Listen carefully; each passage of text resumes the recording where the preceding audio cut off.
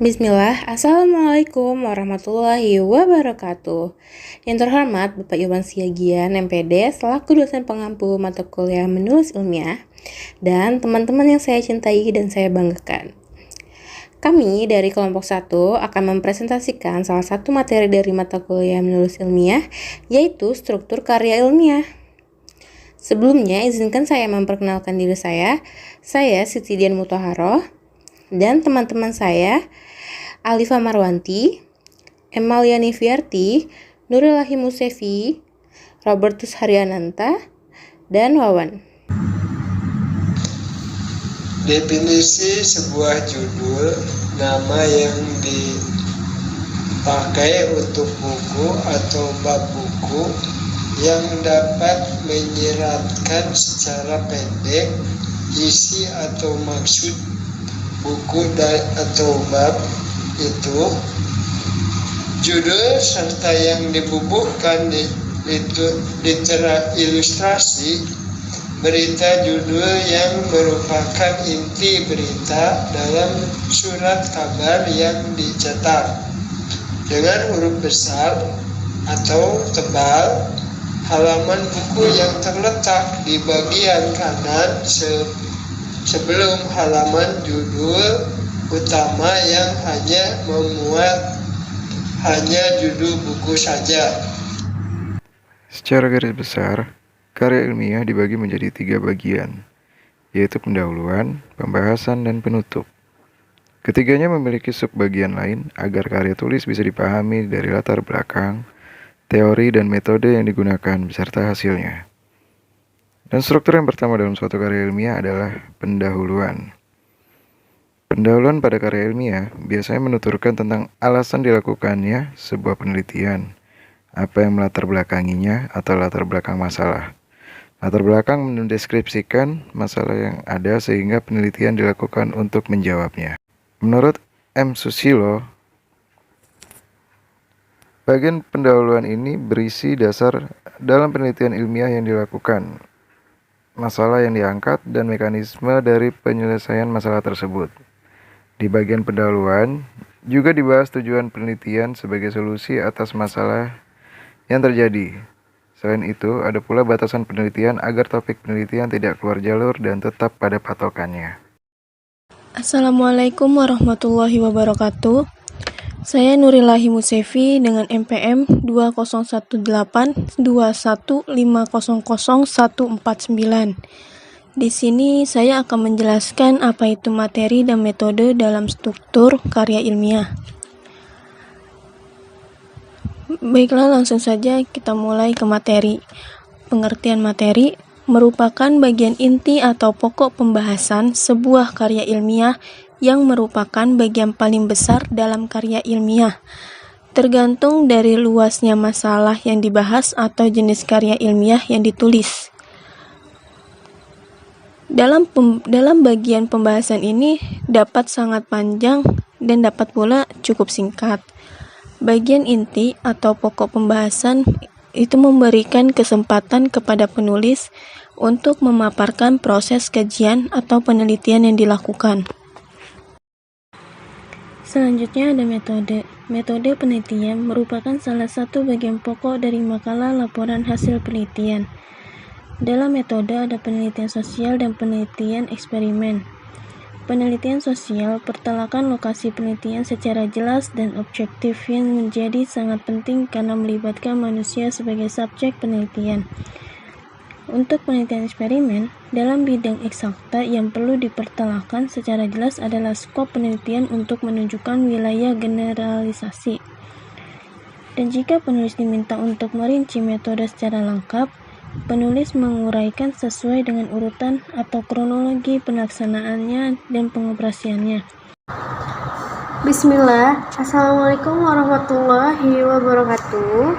Perkenalkan, saya Alifa Marwanti, NPM 201821500243. Di sini saya akan menjelaskan tentang hasil. Bagian ini merupakan bagian utama dari struktur ilmiah dan oleh sebab itu biasanya merupakan bagian terpanjang. Bagian ini memuat hasil penelitian, tepatnya analisis data. Menurut Sugiono, analisis data merupakan kegiatan setelah data dari seluruh responden terkumpul. Hasil yang disajikan pun adalah hasil yang bersih. Penyajian hasil penelitian dapat disertai dengan tabel, grafik, foto, atau penyajian data yang lainnya. Selanjutnya, saya Emaliani Fiarti, NPM 201821500179. Saya akan melanjutkan struktur karya ilmiah yang kelima, yaitu diskusi. Yang pertama ada pengertian diskusi. Menurut Kamisa, diskusi adalah tukar pendapat untuk memecahkan suatu masalah atau mencari kebenaran, atau pertemuan ilmiah yang di dalamnya dilakukan tanya jawab guna membahas suatu masalah. Jadi, pengertian diskusi yaitu kegiatan tukar pendapat yang dilakukan untuk memecahkan suatu masalah dalam sebuah penelitian karya ilmiah. Berikut merupakan beberapa contoh diskusi berdasarkan jenis artikel menurut Dam, Kravchik, and Klamna pada tahun 2014. Yang pertama ada artikel empiris atau empirical papers, yaitu menjelaskan bahan dan data yang digunakan untuk penelitian, metodologi yang diterapkan untuk menjawab pertanyaan penelitian dan hasil yang diperoleh. Yang kedua yaitu ada artikel studi kasus atau case study papers, yaitu menggambarkan penerapan metode, teori, atau alat yang ada. Dan yang ketiga ada artikel metodologi atau metodologi papers, yaitu menjelaskan metode baru yang mungkin dimaksudkan untuk digunakan dalam penelitian atau pengaturan praktis, atau bisa keduanya. Tetapi tulisan tersebut harus jelas tentang audiens yang dituju. Dan yang terakhir ada teori papers atau artikel teori,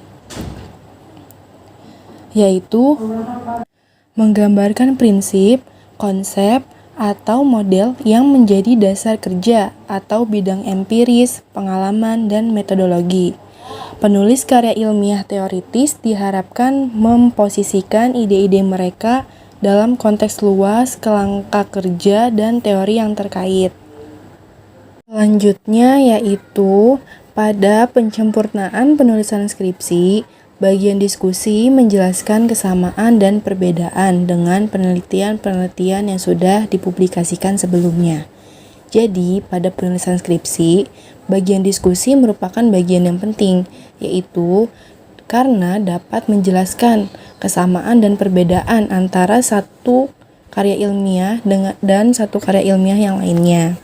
Sehingga sangat amat diperlukan diskusi pada proses penyusunan karya ilmiah. Bismillah, saya Siti Dian Mutaharo akan menjelaskan materi yang selanjutnya yaitu abstrak.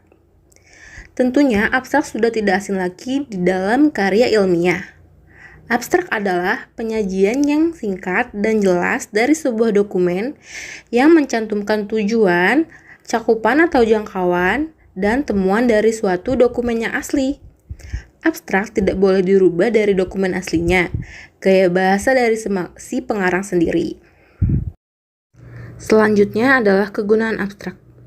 Abstrak ini sangat penting loh dalam karya ilmiah. Yang pertama, menghemat waktu pembaca dalam mengumpulkan dan memilih informasi. Jadi pembaca ini tidak perlu langsung membaca dokumen aslinya, hanya perlu membaca abstraknya terlebih dahulu untuk mencari informasi. Yang kedua, mengatasi kendala bahasa. Biasanya dalam abstrak dibuat dalam bahasa universal, bahasa Inggris, dan bahasa asli dokumen atau artikel tersebut. Yang ketiga, penelusuran teks lengkap atau bibliografi dalam komputer atau alat penelusuran. Yang keempat, relevansi abstrak sebagai bahan keputusan pembaca apakah perlu tidak membaca dokumen aslinya. Nah, yang kelima, menghindari duplikasi dalam penelitian dan sebagai publikasi informasi. Yang keenam, sebagai alat untuk membuat indeks review. Selanjutnya adalah jenis abstrak. Jenis abstrak di sini ada dua, yaitu abstrak informatif dan abstrak indukatif. Abstrak informatif merupakan abstrak dokumen yang terpenting, sangat umum, informasi kuantitatif dan kualitatif. Biasanya jenis abstrak ini ada pada makalah atau artikel, majalah yang menghasilkan 100 hingga 250 kata, sedangkan laporan dan tesis sekitar 500 kata. Yang kedua, abstrak indukatif. Menunjukkan isi sebuah artikel dan berisi pernyataan umum tentang sebuah dokumen tanpa disertai informasi terperinci mengenai hasil tujuan serta data kuantitatif. Biasanya jenis abstrak ini untuk dokumen diskusi, tinjauan literatur, proceeding, konferensi, dan esai. Yang terakhir adalah langkah membuat abstrak. Abstrak walaupun letaknya di depan tetapi biasanya dibuat di akhir, yaitu setelah karya ilmiah dibuat.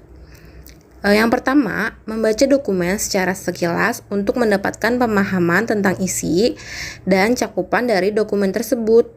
Seorang pengabstrak yang terlatih tidak membaca setiap kata tetapi memilih kata dari bagian dokumen atau dengan kata lain mengambil keyword atau kata kunci. Yang kedua, buat suatu catatan yang memuat poin-poin utama dalam dokumen. Yang ketiga, buat suatu konsep kasar dari catatan yang dibuat pada langkah kedua, dengan tidak terlalu banyak menggunakan ungkapan dari dokumen aslinya. Yang keempat, periksa konsep kasar tersebut. Setelah perbaikan atau koreksi, perlu dilakukan edit konsep abstrak dan buat dalam gaya penyajiannya. Kesalahan dalam abstrak biasanya memberikan nama, rumus, penggunaan kata yang berulang-ulang atau pengulangan kata atau kalimat. Alhamdulillah, sekian materi yang dapat disampaikan oleh kelompok 1. Kurang lebihnya mohon maaf. Wassalamualaikum warahmatullahi wabarakatuh. Terima kasih.